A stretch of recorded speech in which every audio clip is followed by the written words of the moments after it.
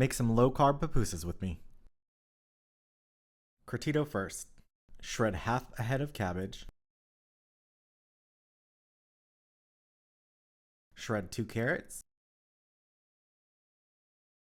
Thinly slice 1 onion. I used a mandolin to get it super fine. Steep for 5 minutes in boiling water before squeezing as much water as possible out. Put into a container and cover with this pickling liquid. For the salsa, boil 3 tomatoes for a couple minutes until they're easy to peel. After draining, add half an onion, a jalapeno, and blend before returning to the flame. For the filling, cut about a pound of pork into chunks and fry in a dry pan until most of the fat is rendered before seasoning.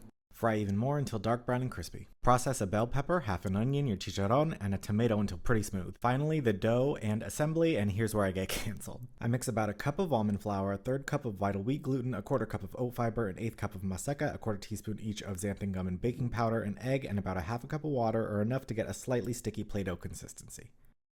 While the dough rests, I mix about a cup of my filling with half a cup of refried beans and about 1.5 cups of shredded melting cheese. I sprinkled the dough with a little bit of maseca, but you also oil up your hands and the actual dough ball as you flatten it out. I'm certainly no authority on shaping pupusas, but you want to take a big golf ball size amount of dough, flatten it out into a disc, maybe about a third of an inch thick, put about 2 tablespoons of filling into the center, pat it down a bit before gathering the ends of the dough together like a little pouch. You kind of twist off the excess dough, which also seals the pupusa.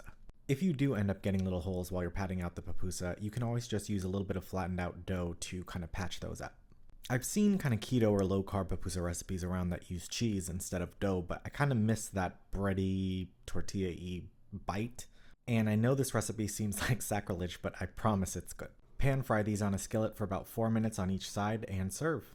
I got about 5 or 6 pupusas out of the dough, but you could make about 12 to 15 with the filling. You could always freeze the excess filling, but make the dough fresh. In all honesty, I made traditional pupusas with maseca before this, and it spiked my blood sugar to a little bit above where I like it, about 148, 149, which isn't the worst, but these didn't move my blood sugar at all.